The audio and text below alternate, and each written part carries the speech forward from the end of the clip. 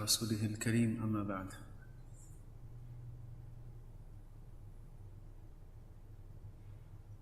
Yesterday we spoke a little bit about some rules and ground principles for using technology.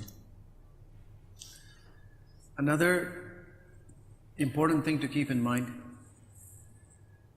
because we as intelligent people don't like to waste important things. And we know that the most important thing that we have is our time. So another crucial element in using technology is how much time are we spending on it. Now, if something is necessary, something is required, we use it according to the necessity, the requirement, that's fine.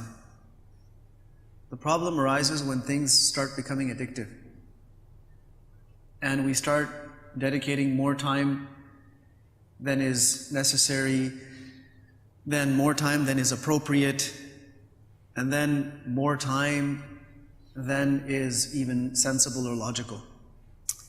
Today, many studies are showing that youngsters, adults as well, but primarily youngsters, are spending so much time with devices that it's having a detrimental effect. It's having a negative effect on their bodies. It is affecting their minds. It is affecting their attention span.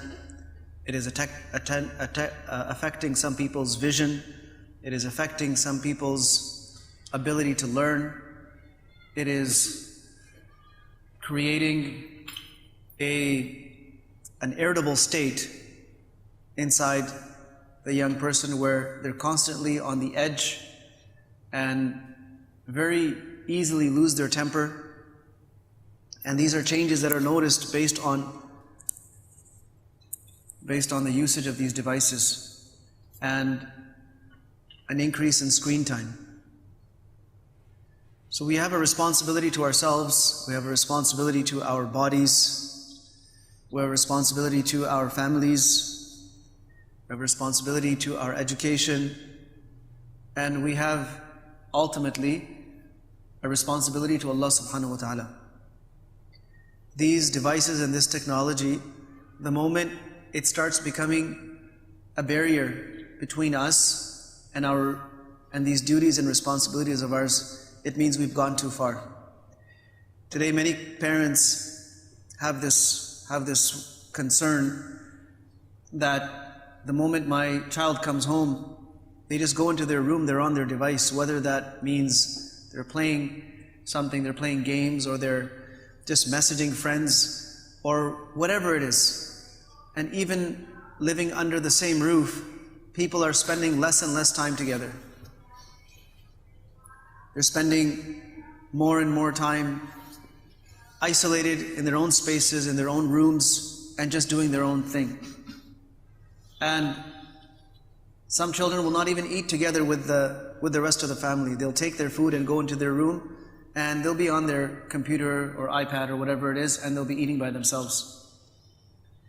So these devices are also now playing a role in families losing that bond and losing that connection.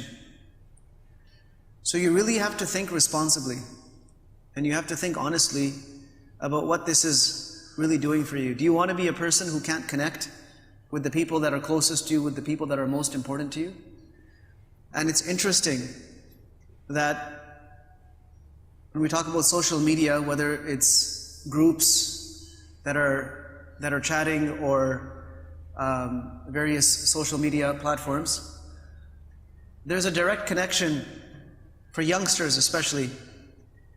Those who are very active online, very active in their social media, are proportionately inactive in their real life.